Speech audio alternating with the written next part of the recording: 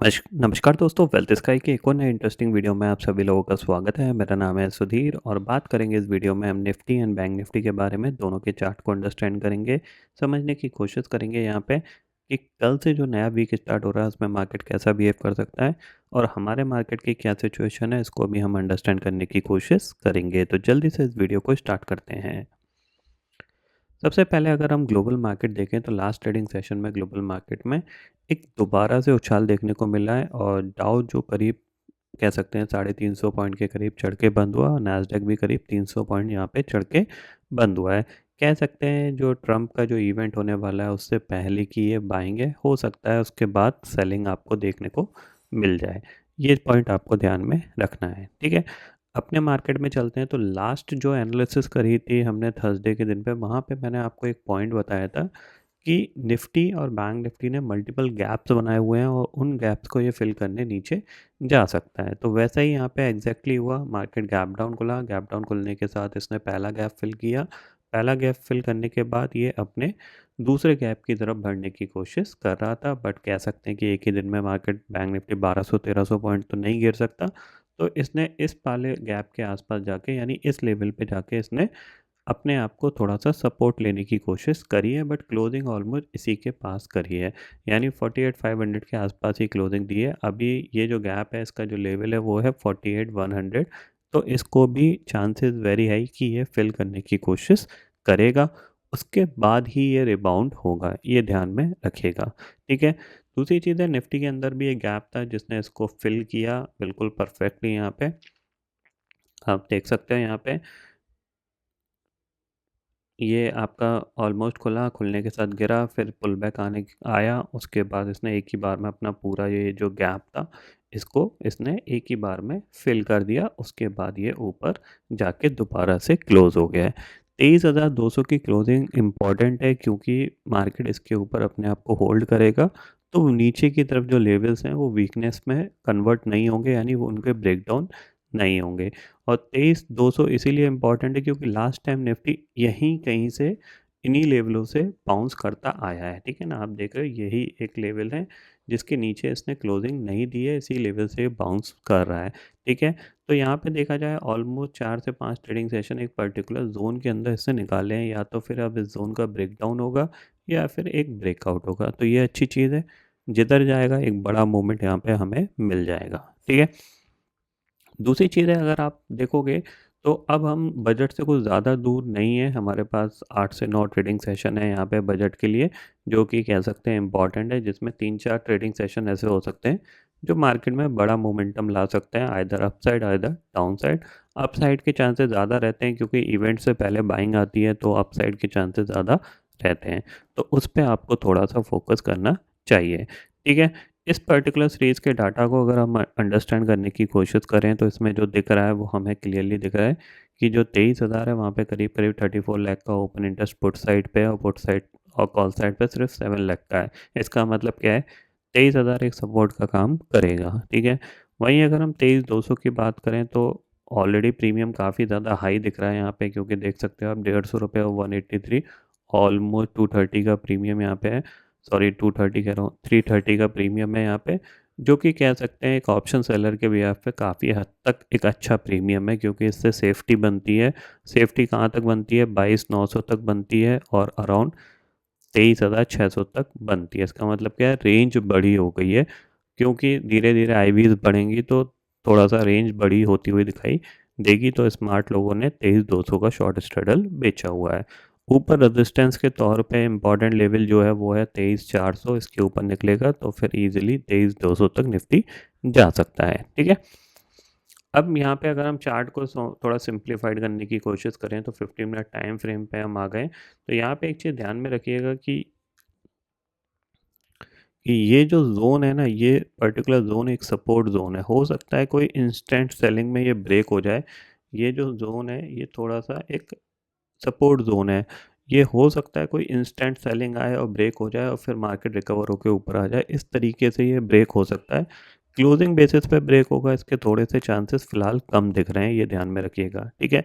तो आपको करना क्या है कि ये जो ज़ोन 23,000 से लेके 22,900 का जो ज़ोन है, अगर इसमें आपको निफ्टी मिलता है तो आप एक बार यहाँ पे बाय करने की कोशिश करिएगा, ठीक है।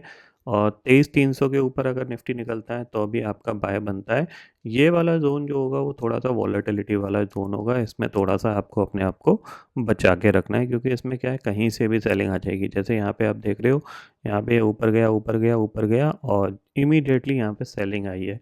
थोड़ा सा आपको इस बिहाफ पे सोचना पड़ेगा कि जहाँ पे रिटेल ट्रेडर सोचने लग जाए कि उसको लगता है कि मेरे को बाय कर लेना चाहिए, वहीं पे आपको सेल करना है, ठीक है ना। क्योंकि अगर देखो इसको नीचे जाना होता है, यहाँ से जा सकता था, बट नहीं, इसने क्या किया, दो कैंडल्स बनाई, उसका एक ब्रेकआउट दिया, ब्रेकआउट के बाद रिटेल ट्रेडर आया और वहीं से इसने नीचे की तरफ ऑलमोस्ट देखा जाए तो करीब करीब 150 पॉइंट का फॉल यहाँ पे दिखा दिया था। और फिर जिन लोगों ने ये ब्रेकडाउन देख के शॉर्ट किया होगा, जाहिर सी बात है वो प्रॉफिट बुक भी नहीं कर पाए होंगे, तो इमीडिएटली रिकवर करके ऊपर आ गया। तो थोड़ा सा यहाँ पे लोगों को ट्रैपिंग का माहौल बन रहा है, तो इसलिए आप थोड़ा सा बच के रहिएगा। ये जो जोन है ये थोड़ा सा वॉलेटिलिटी जोन है, ठीक है। बैंक निफ्टी की बात कर लेते हैं यहाँ पे, क्योंकि बैंक निफ्टी इंपॉर्टेंट रहेगा, क्योंकि अगर रिकवरी आएगी तो बैंक निफ्टी सबसे ज़्यादा लीड करने वाला है, ये ध्यान में रखिएगा। अब देखो, यहाँ पे हमने बताया कि एक फॉल हो चुका है, ठीक है, पुल बैक आ चुका है, पुल बैक के बाद दोबारा फॉल हमें देखने को मिल रहा है। तो सिंपल सी चीज़ है, आपको क्या बनता हुआ दिखाई दे रहा है, पैटर्न का एक फॉर्मेशन बनता हुआ दिखाई दे रहा है। हो सकता है ये गैप फिल करके ही यहाँ पे पैटर्न कंप्लीट हो जाए और फिर ये ऊपर की तरफ मूव करे। तो ये जो लैग होगी ना, ये लैग बहुत तेज़ी से जाएगी, ठीक है, क्योंकि ये डब्ल्यू पैटर्न का फॉर्मेशन कंप्लीट करेगी और ये इसका ब्रेकआउट लेवल होगा। तो इसलिए ध्यान में रखना कि यहाँ से ये जो लैग होगी ना, ये वाली, ये काफ़ी तेज़ी से जाएगी। अगर मैं कलर चेंज करूँ इसका, तो इसको आपको थोड़ा सा, ये वाली को, लैग को, तो इस पे आपको नज़र रखना है। तो हो सकता है ये किस तरीके से जाए, ये भी मैं आपको थोड़ा सा एक्सप्लेन करने की कोशिश कर सकता हूँ। मीन्स, मान लो मार्केट खुलता है, खुलने के साथ ही सेलिंग आती है। मान लो मार्केट खुला, फ्लैट खुला, खुलने के साथ सेलिंग आई, इसने गैप फिल किया, गैप फिल करने के बाद ये जो रिकवरी आएगी, ये रिकवरी हो सकता है कंटिन्यूस चली जाए। तो इस तरीके से ये जा सकती है, ठीक है। दूसरा यहाँ पे हो सकता है कि मार्केट गैप डाउन खुल जाए, गैप डाउन खुलने के बाद सीधा सा ऊपर ही मूव करता चला जाए। यानी दोनों कंडीशंस में क्या है कि पॉजिटिव बाइज आने के चांसेस बहुत ज़्यादा बनेंगे, ठीक है। बट दोनों ही कंडीशन में जो स्टॉप लॉस होना चाहिए वो ये लो का स्टॉप लॉस होना चाहिए। अगर इस लो के नीचे चला जाए तो थोड़ी सी अपनी पोजीशंस को हैंडल करना पड़ेगा, डायरेक्टली आप बाय नहीं कर सकते हो, क्योंकि हमारा मार्केट एक नेगेटिव ट्रेंड का मार्केट है।